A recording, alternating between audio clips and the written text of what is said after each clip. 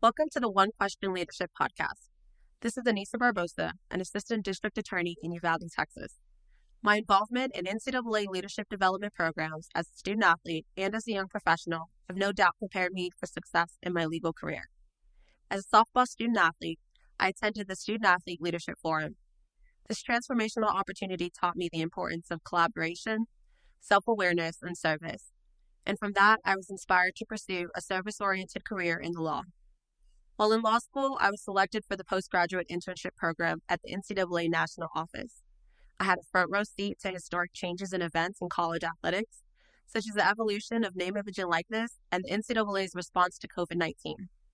The fast-paced environment and unexpected crisis management experience I gained gives me the confidence to enter the courtroom as a felony prosecutor today.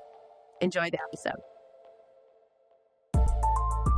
Greetings, this is Ty Brown, and welcome to the One Question Leadership Podcast, where we highlight executive leadership in college athletics. Our guest today is Caitlin Broadwell. Caitlin is the athletics case manager at Long Beach State. Greetings, Caitlin. Thanks for joining us. Hi, Ty. Thanks for having me. No problem. So, athletics case manager. Now, I introduced you as the athletics case manager. Is that right, or are you one of many? Tell me what the athletics case manager is. I am at Long Beach State. Okay. I'm the only mental health expert in the athletics department at Long Beach State. Okay. So we can say the athletics case manager. Okay, excellent. But that's a good question of like, what does that look like here? Because to be honest, when I applied for this job, I didn't even know what that meant. Because my background's in counseling. That's what I have my master's in. That's what I have my licensure in. And when I was looking for jobs out of grad school, I was hoping to get into an athletic department. And the job description for this position matched everything that I was looking for in providing mental health care to student athletes. But the name athletics case manager really threw me off because I was like, what is this? I haven't heard of this. I've only heard of sports psychologists or athletic counselors. And I think, to be honest, Long Beach State didn't really know what that looked like either because it was a brand new position. And I got to come in and develop a whole mental health program in the athletics department. And every day it looks completely different, but majority of my work is meeting with student athletes and referring them to the right people and providers, whether that's psychiatrists, mental health therapists, mental performance coaches, or even basic needs, such as our basic needs department on campus. So I'm really just a singular person that dishes out our student athletes to the right people. Okay, excellent. Educate me on what APCC stands for. Yes, APCC means I am currently finishing up my licensure hours. So, Okay. therapists, mental health therapists, or anyone that got their degree in counseling, marriage, family therapy, have to do 2 years of getting their hours under a supervisor. And so I am going to be completely licensed in January 2026. So I only have a couple months left of being an associate professional clinical counselor. Okay. And then I'll graduate to a licensed professional clinical counselor. Okay. Licensed professional clinical. So will you have LPCC after your name, or what will be? I'll have LPCC. Yeah. Oh, okay. Excellent. Excellent. All right. So that's interesting. So athletics case manager. So you're the primary for athletics to figure out where people need to go. Mm-hmm. And then do you actually see student athletes, A, and then B, being that you're still getting hours, is there a person that you're under in the department or at school, or tell me how that works? Yeah. So my direct work is what I do like majority of the time. So I'm meeting with student athletes. And so they'll come into my office. I'm housed in the athletic training room, and a lot of the student athletes are very familiar with me because I'm always at their practices, games, or just in the training room. And they know whenever they're not feeling like themselves or they know they need to get referred to support, they'll come meet with me. I do an intake, and it's a very thorough intake. It's looking at everywhere from what's their family background, what have they been experiencing, how long it's been happening, are they eating, are they sleeping, what does the whole picture look like? And that way I can know, okay, not only do you need mental health support, but maybe I can send you to look at getting an EBT card, see if you qualify for CalFresh and getting extra support there. And that way it helps the student athlete from a holistic lens rather than just the singular mental health lens. And so that's like where most of my work comes from, and then following up on their cases. And then the other parts of my work is contacting providers, making sure that all of their student athletes that they're meeting with are, getting everything they need. Other high risk cases, I'm just following along and making sure the whole care team is all on the same page. And so I'm working with psychiatrists, our sports medicine team, the admin of athletics, coaches. Sometimes their teammates are coming to me reporting concerns, and so it's really I'm touching a lot of different areas within athletics. Yeah, And that's then I forgot interesting. your second The question. second question was, being that you're still getting hours before you're fully licensed, is there somebody that you work under, and is that person on campus too? Yes, the hours part, my licensure process is not really through athletics. Okay, I also do private practice on the side. I So see. I just do psychotherapy with normal population folks. And Normies, my that's hilarious. supervisor she does have a history of working in athletics, which is super helpful, but she has her own private practice. It's called Pacific Mindful, Okay. and my hours are mostly through there. Okay, so then when you get your license in January, Mhm. what will change other than the Just letters? yeah, Just the just letters? the letters, and I'll be able to fully practice, on my own. I don't have to be under supervision, Right. essentially. But I hope she still stays in my life because I'll need that help. Right. Well, let me rephrase that question. Will you change anything in your role at Long Beach State Mm. when you become a fully licensed clinical counselor? No, no, nothing will change. Oh, okay. That's Yeah. interesting. Okay, Yeah. excellent. Excellent. All right, good. So your background, you've been in this role how long at Long Beach State?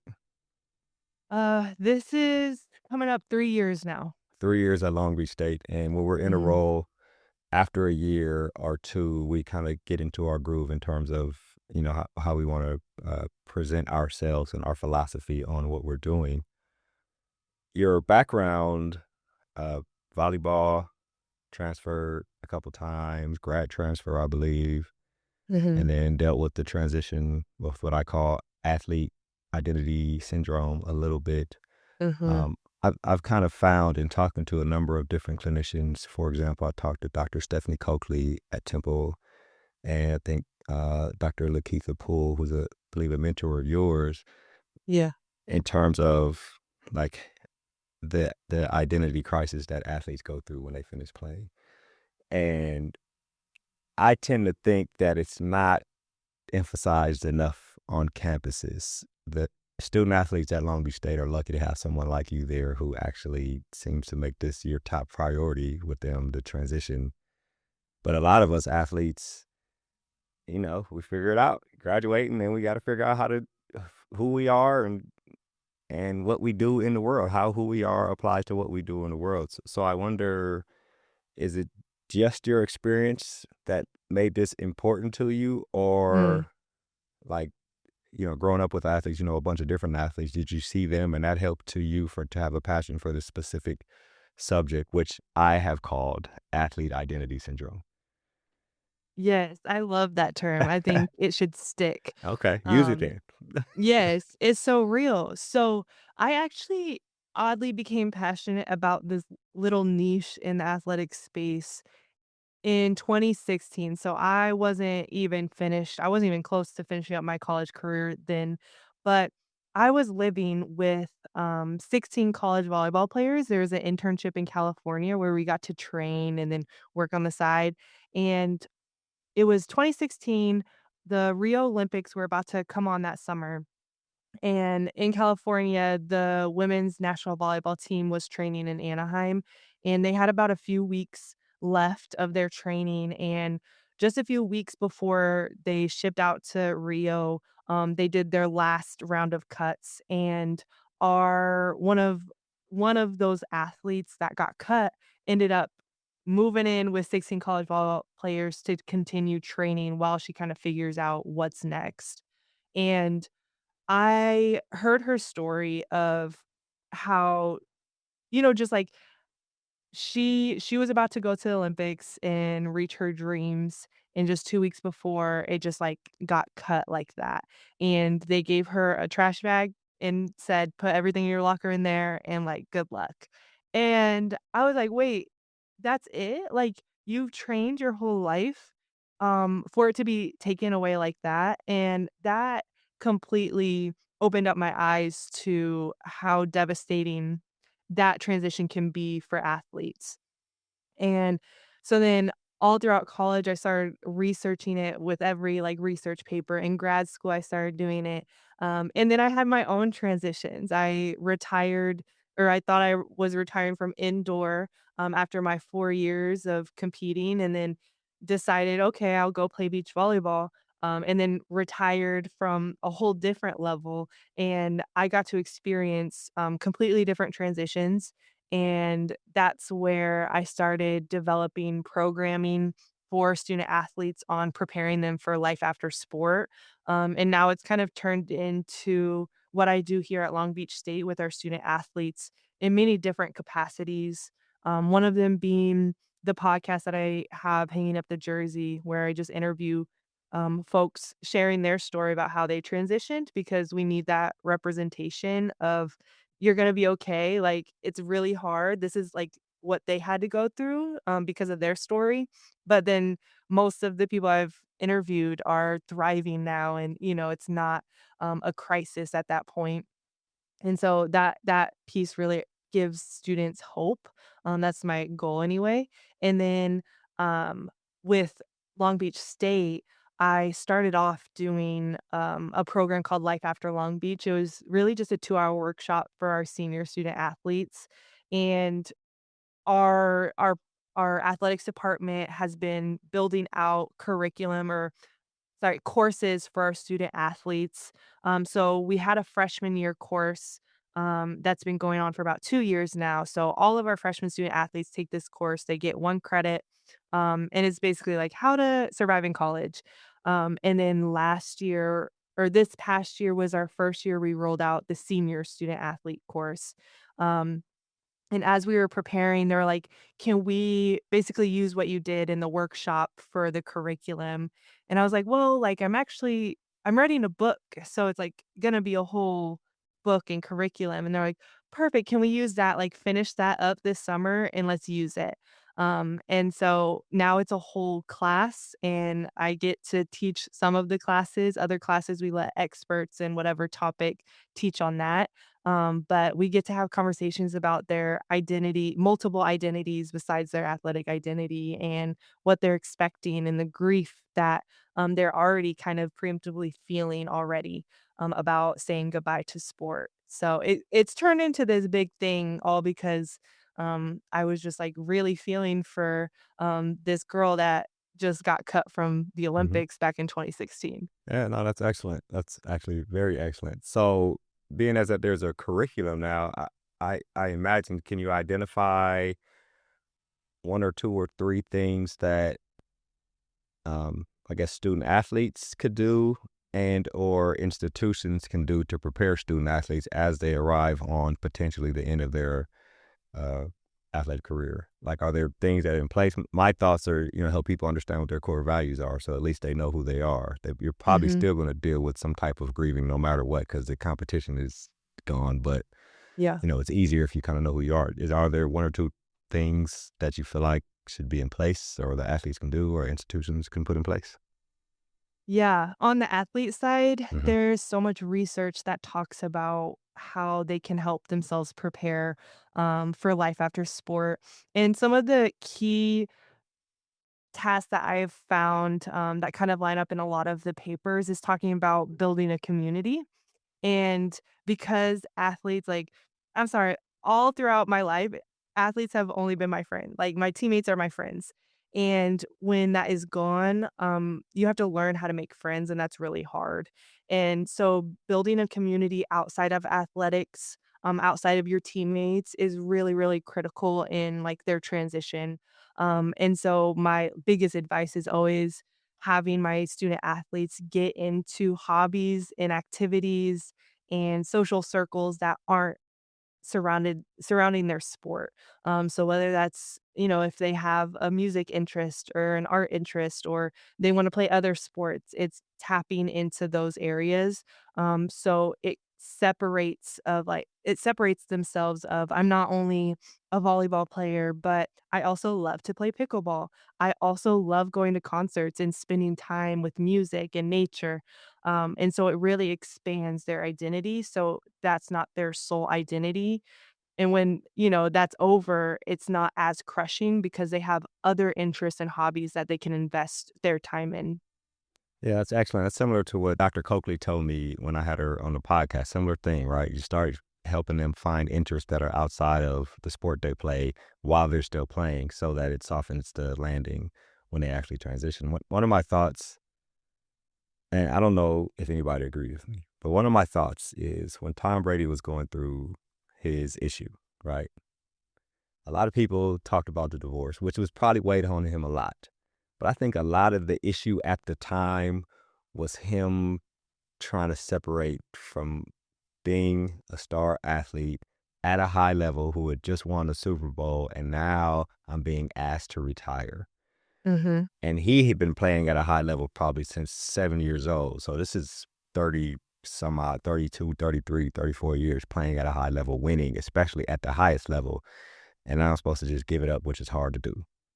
So Mhm. I think there was probably some of that in there in terms of his transition, what he's going through, what he went through with his ex-wife, all those things. That's hard, especially if you've been playing at a high level. For one thing, Dr. Coakley said is like the longer you play and the more successful you are, the harder it is to transition away. Do you Mhm. have any thoughts on? Wait, you have any thoughts on that first? What I just said about Tom Brady? Yes. I mean, I was also thinking about how even though Tom Brady, retired recently, we have now the landscape for athletics, college athletics, and professional athletics is changing so fast, especially for female athletes finally getting the clout that they deserve.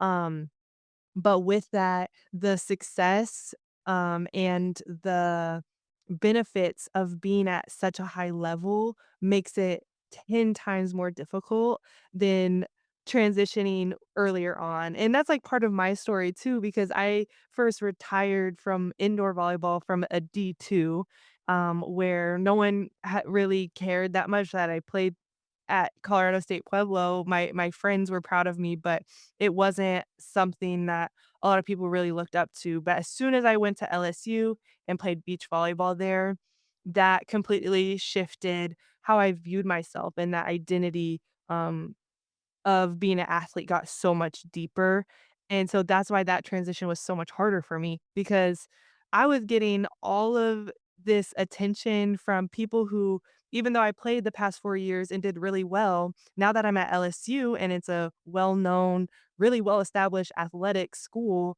now I'm getting all this attention and clout. It feels good, and it's a dopamine rush, and, that's who I am, and I love saying that I played there still to this day, but giving that up and, like, helping athletes, when they're, like, that high of, a caliber athlete, can be a lot more difficult because even though I knew that, most of my life it wasn't, as high stakes as it was when I was leaving LSU.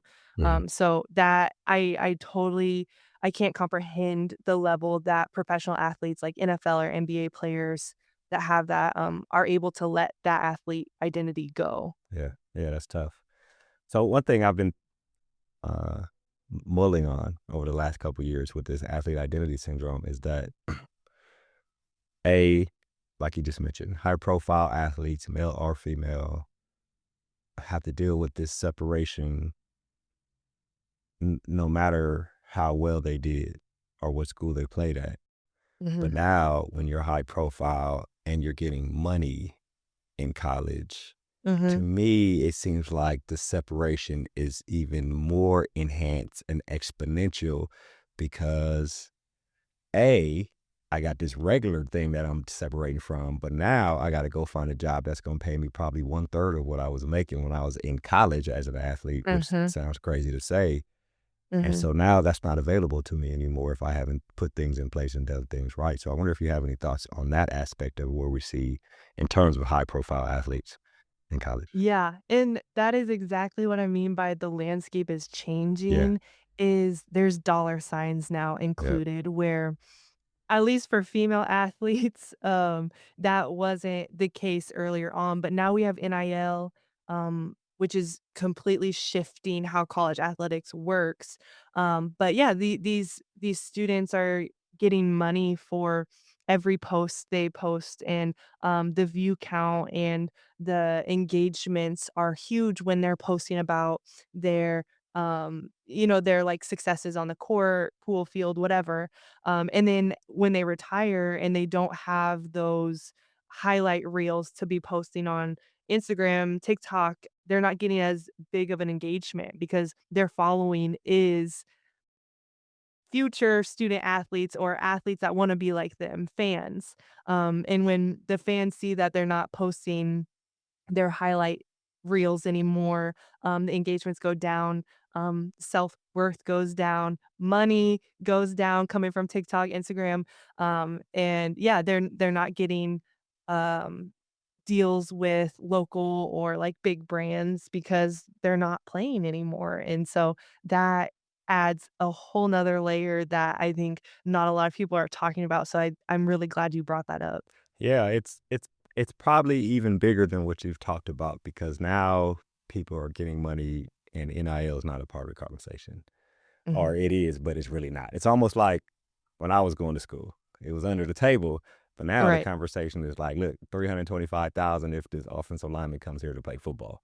You ain't talking Mm. about posting nothing, right? You know what I mean? Right, right. And so that's even more of a problem because say that offensive lineman doesn't make it to the NFL.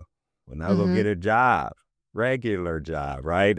Right. And you ain't getting paid 325,000 coming out of college, right? Mm-mm. So that's difficult. And like you mentioned, women's sports, like volleyball specifically, right? It's volleyball and women's basketball. If there are more eyes watching, you imagine there's going to be more advertising dollars. So if there's more advertising dollars, the media value is going to go up, and that logically, hopefully, will bring more money into the sport, whether it be going to the players or not. And so that starts happening. You're gonna start seeing it with women too. So even with women, just like you see it with Mm. the high profile men's sports. So I don't know.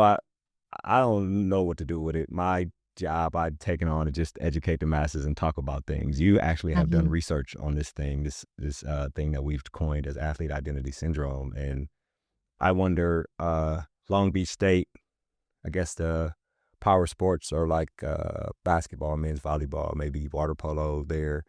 Mhm. Do you see this when you're meeting with students? Do you see these things, these separation? And do you have a does Long Beach State have an apparatus set up similar to what Michigan State and LSU have, where former athletes can always come back and get some type of counseling through a third party, like the Hope Foundation or something like that? Right. We don't have anything set up like that.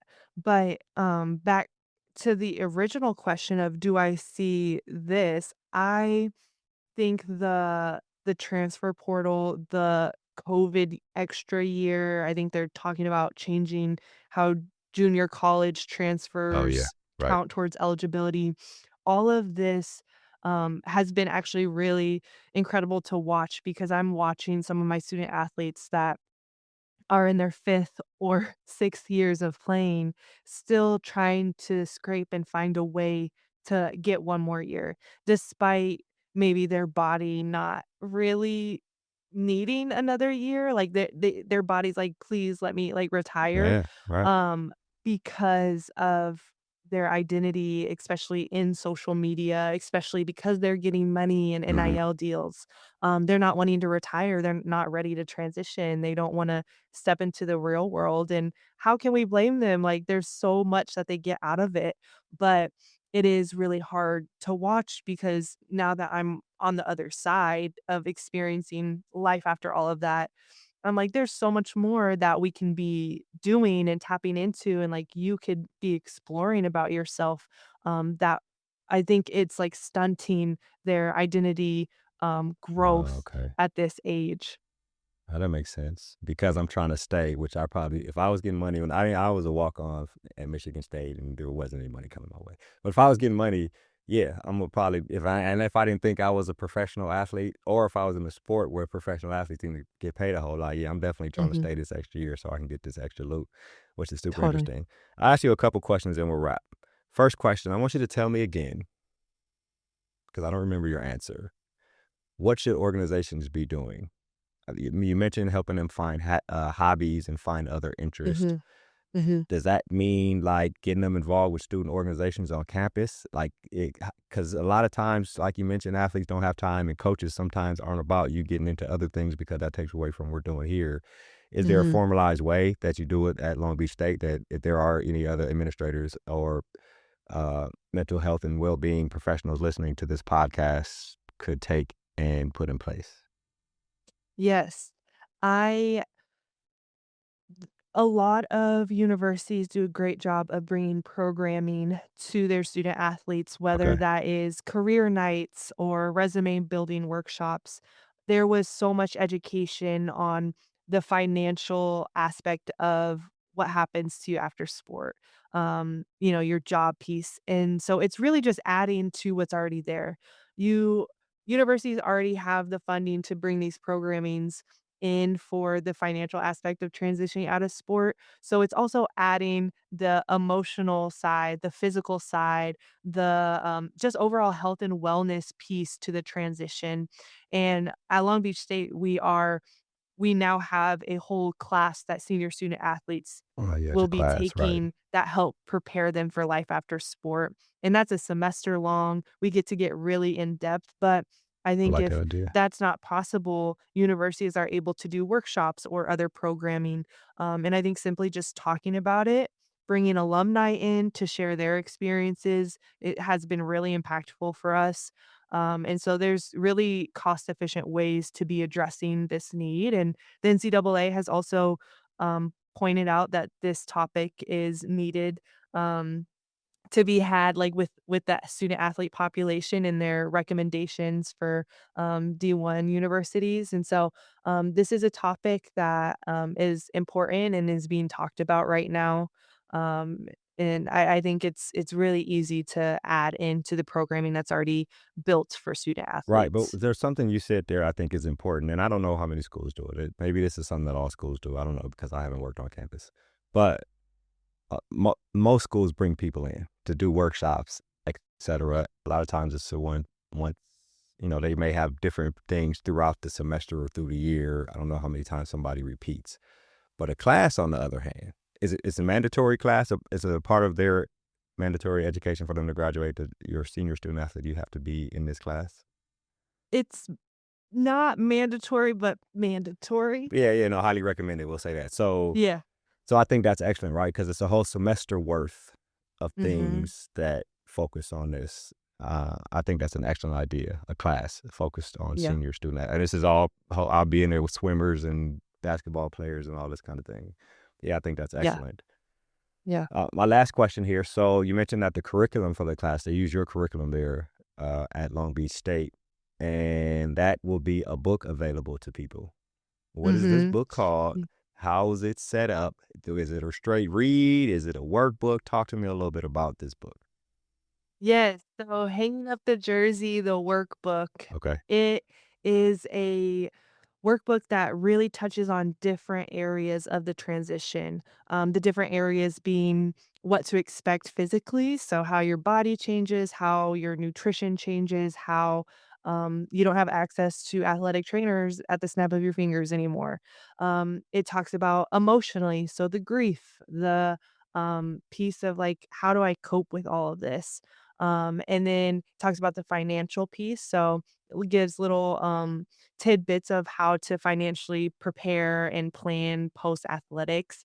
And then it has life skills, teaching, like how to make a schedule, how do I make friends socially, how do I network, and then it has a little bit of career related items. And so this workbook is like supposed to fully encompass just like the different areas of specifically how being a student athlete is difficult transitioning to not being a student athlete.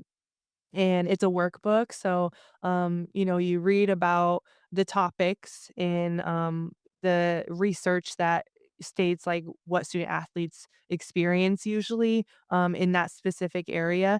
And then it has an activity to kind of match with it. So we do a lot of value work. We do um, finding different hobbies and how to make friends, and our student athletes had a lot of fun going through that workbook, and I think a part of it was because we got to process and talk about it in class together, so that was really helpful, but, yeah, I this workbook will be available on Amazon, hopefully in the coming month.